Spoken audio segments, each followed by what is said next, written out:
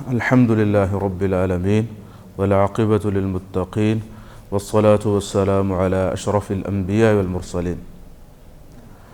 احباب گرامی، آج کی جو ہماری حدیث ہے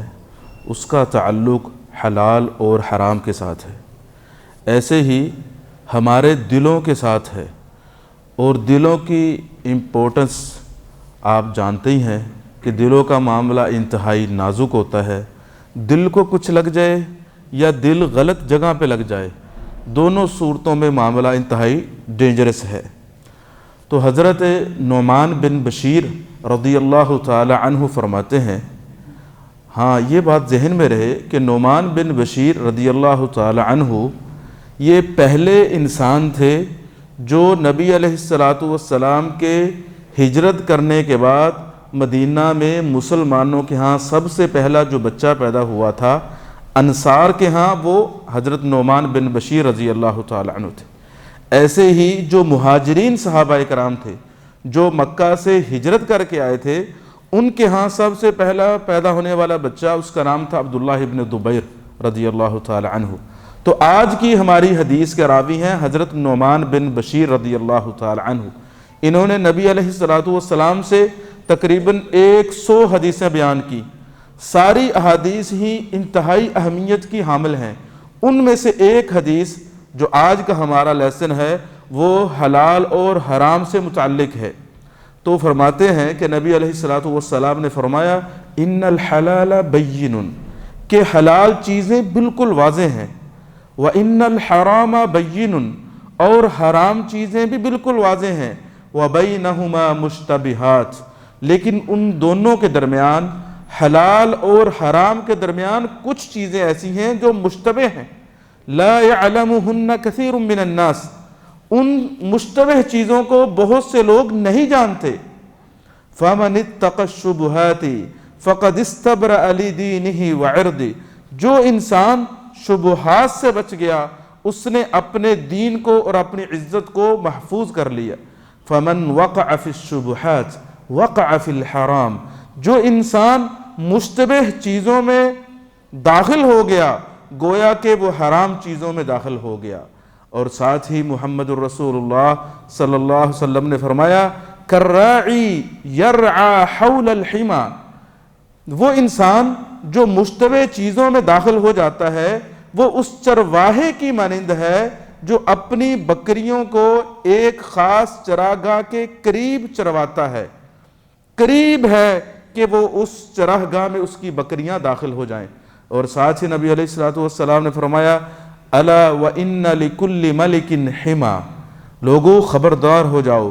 ہر بادشاہ کی ایک سلطنت ہوتی ہے، الا وان حمی اللہ معارمہ، ایسے ہی اللہ تعالیٰ کی سلطنت ہے، اللہ تعالیٰ کی ایک چراگاہ ہے۔ وہ کیا ہے؟ وہ اللہ تعالیٰ کی حرام کردہ چیزیں ہیں، ان سے بچنا ضروری ہے۔ اور پھر فرمایا الا وان فی الجسد مضغۃ، لوگو خبردار، انسان کی باڈی کے اندر ایک لوتھڑا ہے، اذا صلحت صلح الجسد کلہ، جب وہ گوشت کا چھوٹا سا ٹکڑا درست ہو تو سارا انسان کا جسم اور باڈی درست ہوتی ہے، وَإِذَا فَسَدَتْ فَسَدَ الْجَسَدُ كُلُّ، جب وہ گوشت کا لوتھڑا خراب ہو جائے تو ساری باڈی کام کرنا چھوڑ دیتی ہے، الا وَهِيَ الْقَلْبُ، لوگو وہ دل ہے۔ تو یہ جو حدیث ہے یہ انتہائی امپورٹنٹ ہے، اس کے اندر مین 3 چیزوں کا ذکر ہوا، کچھ چیزیں جو بالکل حرام ہیں، کچھ چیزیں جو بالکل حلال ہیں، اور کچھ چیزیں جو مشتبہ ہیں، ان دونوں کے درمیان ہیں۔ حلال چیزیں جیسے کھانا پینا حرام ہے، حلال ہے، روٹی حلال ہے، چاول حلال ہے، فوڈ جتنے بھی قسم کے ہیں عام طور پر یہ حلال ہے، آپ کھائیں بالکل، اللہ رب العالمین نے ہمارے لیے پیدا کی۔ اللہ تعالیٰ فرماتے ہیں هو الذی خلق لکم ما فی الارض جمیعا، جو کچھ بھی اس زمین میں ہے رب تعالیٰ نے تمہارے لیے پیدا کیا، تو یہ حلال چیزیں ہیں۔ ایسے ہی کچھ چیزیں حرام ہیں، بالکل واضح ہیں، جیسے زنا حرام ہے، موسیقی حرام ہے، شراب پینا حرام ہے،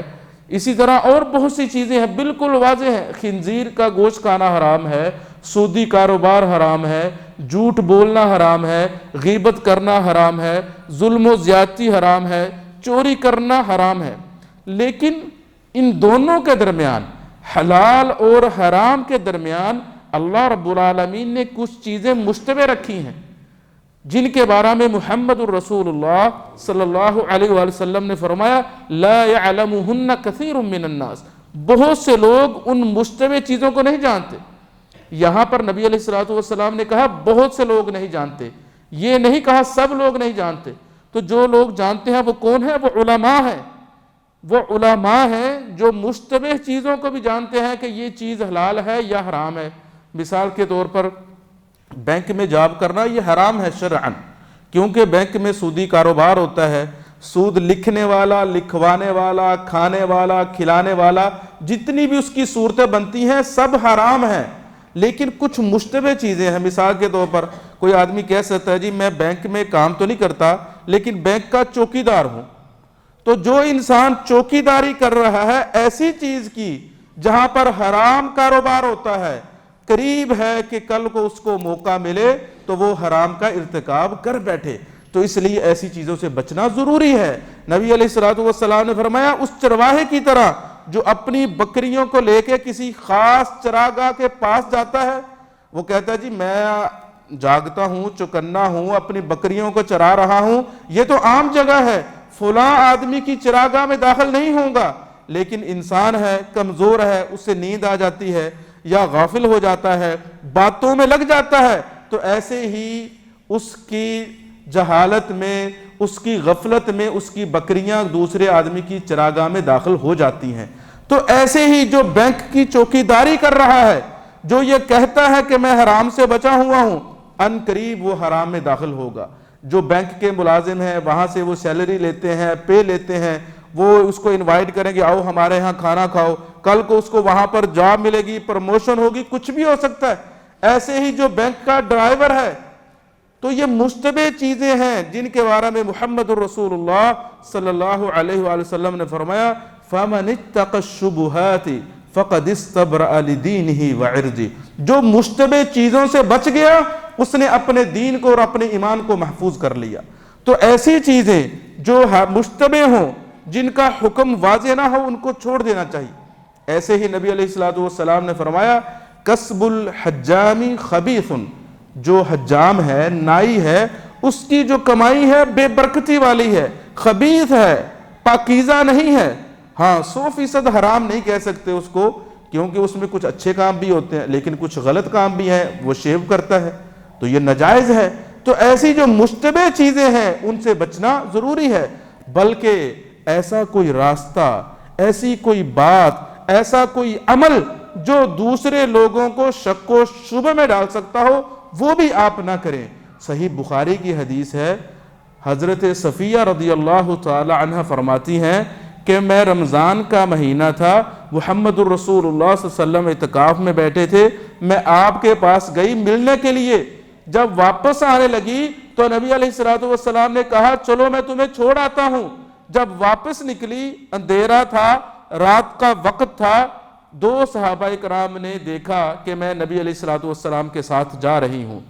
تو وہ جلدی جلدی چلنے لگے، تو نبی علیہ الصلوۃ والسلام نے کہا الا رسلکما، ٹھہر جاؤ، انہا صفیہ، یہ میری بیوی صفیہ ہے رات کے وقت جو میرے ساتھ ہے۔ تو وہ صحابہ کرام پریشان ہو گئے، انہوں نے کہا سبحان اللہ، اللہ پاک ہے، اللہ کے نبی، کیا آپ کے بارے میں ہم شک کر سکتے ہیں؟ آپ رات کے وقت کسی عورت کے ساتھ جا رہے ہیں؟ تو نبی علیہ الصلوۃ والسلام نے فرمایا ان الشیطان یجری فی الانسان کمجری الدم، شیطان انسان کی باڈی میں ایسے گردش کرتا ہے جیسے خون گردش کرتا ہے، کسی وقت بھی کسی کو شک شبے میں ڈال سکتا ہے۔ اس لیے ایسے راستے جو شکوک و شبہات سے بڑے ہوں، ایسی چیزیں، ایسے کھانے، ایسے معاملات جو مشکوک ہوں، ان کو جو انسان چھوڑ دیتا ہے وہ اپنے ایمان کی اور اپنی عزت کی حفاظت کر لیتا، اور جو انسان ایسے معاملات سے نہیں بچتا وہ چرواہے کی طرح جس کی بکریاں دوسرے ریوڑ میں انٹر ہو جاتی ہیں، دوسری چراگاہ میں، تو ایسے ہی یہ انسان حرام میں داخل ہو سکتا ہے۔ اس حدیث کے آخر میں نبی علیہ الصلوۃ والسلام نے دل کی طرف اشارہ کیا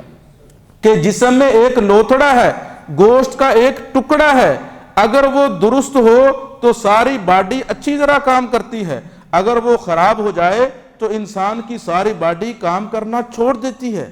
نبی علیہ الصلوۃ والسلام نے فرمایا الا وان فی الجسد مضغۃ، لوگو خبردار ہو جاؤ، ہوشیار رہو، انسانی باڈی کے اندر ایک ٹکڑا ہے گوشت کا، اگر وہ درست ہو تو ساری باڈی درست ہوتی ہے، اگر وہ خراب ہو جائے تو ساری باڈی خراب ہو جاتی ہے۔ اسی وجہ سے جو اطباء ہیں، جو ڈاکٹر حضرات ہیں، وہ یہ کہتے ہیں کہ جو دل ہے یہ باڈی پارٹس کا بادشاہ ہے، جتنے بھی انسانی جسم کے اعضاء ہیں وہ سب اس کی رعایا ہے، اس کی عوام ہے، تو جو دل ہے وہ بادشاہ کی حیثیت رکھتا ہے، اگر بادشاہی بیکار ہو جائے تو عوام بالاولیٰ بیکار ہو جاتی ہے۔ اسی وجہ سے نبی علیہ الصلوۃ والسلام نے فرمایا ان اللہ لا ينظر الى صورکم وَأَمْوَالِكُمْ، لوگو رب تعالیٰ تمہاری شکل و صورت اور تمہارے مال و دولت کو نہیں دیکھتا، وَلَكِنْ يَنْظُرُ إِلَىٰ قُلُوبِكُمْ وَأَعْمَالِكُمْ، لیکن اللہ تعالیٰ تمہارے دلوں میں دیکھتا ہے، تمہارے اعمال کو دیکھتا ہے، تمہارے دلوں کے اندر ایمان کتنا ہے، تمہارے اعمال کیسے ہیں، کریکٹر و کردار کیسا ہے، شب و روز لیل و نہار کیسے ہیں، کاروبار کیسا ہے، چال چلن کیسا ہے، تو دلوں کا معاملہ انتہائی سنگین ہے۔ حدیث میں آتا ہے نبی علیہ الصلوۃ والسلام نے فرمایا ان قلوب بنی آدم بین اصبعین من اصابع الرحمن، کہ آدم علیہ الصلوۃ والسلام کے بیٹوں کے دل اللہ رب العالمین کی 2 انگلیوں کے درمیان ہے، وہ جیسے چاہتا ہے ان کو گھماتا ہے۔ تو دلوں کا معاملہ چونکہ انتہائی نازک ہے، اسی وجہ سے نبی علیہ الصلوۃ والسلام، حالانکہ آپ سید الاولین والآخرین ہیں، امام الانبیاء ہیں، آپ علیہ الصلوۃ والسلام ہمیشہ یہ دعا کرتے تھے اے اللہ ہمارے دلوں کو اپنی عبادت کی طرف پھیر دے۔ اور قرآن مجید میں بھی یہ دعا ہے ربنا لا تزغ قلوبنا بعد اذ ہدیتنا وہب لنا من لدنک رحمہ، اے اللہ تو نے ہمیں ہدایت دے دی، اس کے بعد ہمارے دلوں کو گمراہی کی طرف مت پھیرنا۔ تو انسان کو اپنے دل کی اصلاح کی کوشش کرنی چاہیے۔ اس کا طریقہ کیا ہے؟ اس کا طریقہ یہی ہے دعا، کثرت کے ساتھ انسان دعا کرے، اچھے کام کرے، اچھے لوگوں کے ساتھ رہے۔ بھائی آپ نے دیکھا ہے کبھی کوئی دیندار آدمی ہو یا کوئی عالم ہو، اس نے حجام کی دکان بنائی ہو، کوئی دیندار آدمی، چلے عالم نہیں، کوئی دیندار آدمی، اس نے ایک جو ہے سالون کھولا ہو، کوئی حجام ہو، نہیں، کیونکہ یہ مشتبہ چیزیں ہیں۔ تو جن لوگوں کے دل زندہ ہوتے ہیں، دلوں میں ایمان ہوتا ہے، دلوں میں ایمان ہوتا ہے، وہ لوگ ایسے کام نہیں کرتے۔ تو اس لیے ہمیں حلال اور حرام کا پتہ ہے، حلال کرنا ہے اور حرام سے بچنا ہے۔ درمیان میں جو مشتبہ چیزیں آتی ہیں، جن کا حکم ہمارے لیے واضح نہیں، ان کو چھوڑ دینے میں عافیت ہے، اور اپنے دلوں کی حفاظت کرنا یہ انتہائی ضروری ہے۔ اس کا طریقہ یہ ہے کہ انسان اچھے لوگوں کے ساتھ رہے، علماء کے ساتھ رہے، اور اپنے رب سے ہمیشہ دعا کرے اے اللہ تو نے مجھے پیدا کیا، میرے دل کو بھی پیدا کیا، اسے ہمیشہ ہدایت کی طرف رکھنا، گمراہی سے بچانا۔ یہ تھا ہمارا آج کا لیسن۔ دعا ہے اللہ تعالیٰ مجھے بھی اور آپ کو، ہم سب کو ان باتوں پر عمل کی توفیق عطا فرمائے۔ وآخر دعوانا ان الحمد للہ رب العالمین۔